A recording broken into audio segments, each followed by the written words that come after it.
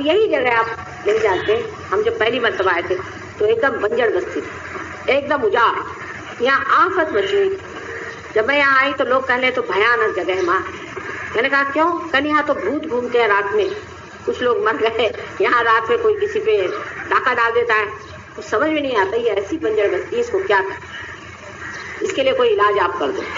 यहाँ इतने गंदे गंदे लोग अंदर आते हैं सब, और रात में यहाँ आकर के बहुत परेशान करते हैं, मानो जैसे कि यहाँ कोई भूतों का राज हो। यह अब आपको मैं बताती हूँ, सिर्फ 5-6 साल पहले की बात होगी, ज्यादा से या 7 साल पहले की बात। तो मैंने कहा अच्छा ठीक है, आप ऐसा करो 3 नारियल लेके आओ। अब देखिए कितनी सीधी चीज, सिर्फ 3 नारियल मंगाए, कुछ खास काम नहीं किया, और उस नारियल को हमने जागरूक किया। कर सकते हैं आप उसके अंदर वाइब्रेशन दे दीजिए, उसके अंदर वाइब्रेशन आ गए जागरूक। अब ये वाइब्रेशन जो है ये सोचते हैं और ये चलते हैं, ये आक्रमण करते हैं, ये अंकुश पाश आदि सब रखते हैं, सारी देवी की शक्तियां इनके पास होती है, और इससे जो भी कार्य करना है करते रहते हैं। वाइब्रेट करके हमने कहा अच्छा 3 आप यहाँ पर नारियल लगवा दीजिए। उस दिन से धीरे धीरे यहाँ से भूत लोग भागना शुरू। आज बता रहे थे पंजी कि यहाँ पर भी 1-2 ऐसे आते हैं, फिर पता नहीं क्यों उल्टे पांव भागते हैं, अंदर नहीं घुसते। उनको पता रहता है, क्योंकि जो उनके अंदर भूत होते हैं उनको पता होता है कि ये क्या चीज है। अब इसका एक बहुत ही साइंटिफिक आपको मैं बताऊं,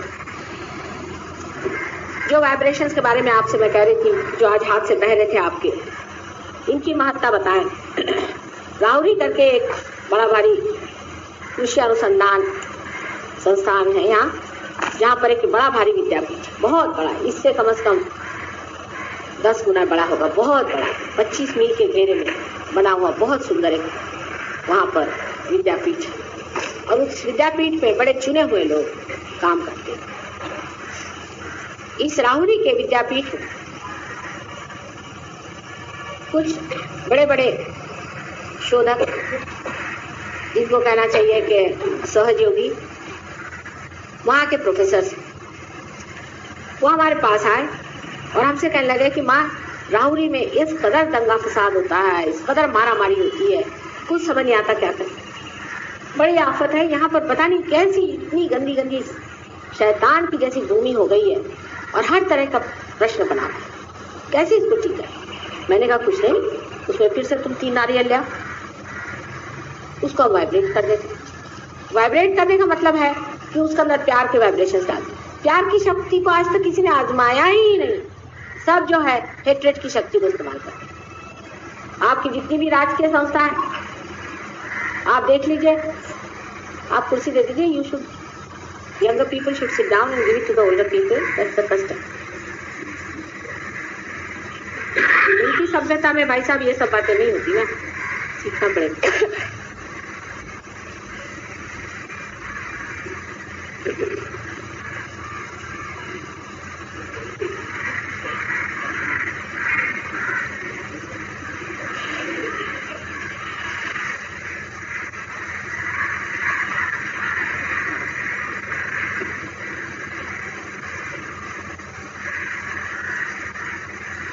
सो प्यार की शक्ति जो कि ये चैतन्य की लहरियां हैं, इसे आदि शंकराचार्य ने सौंदर्य लहरी के नाम से बताया हुआ है,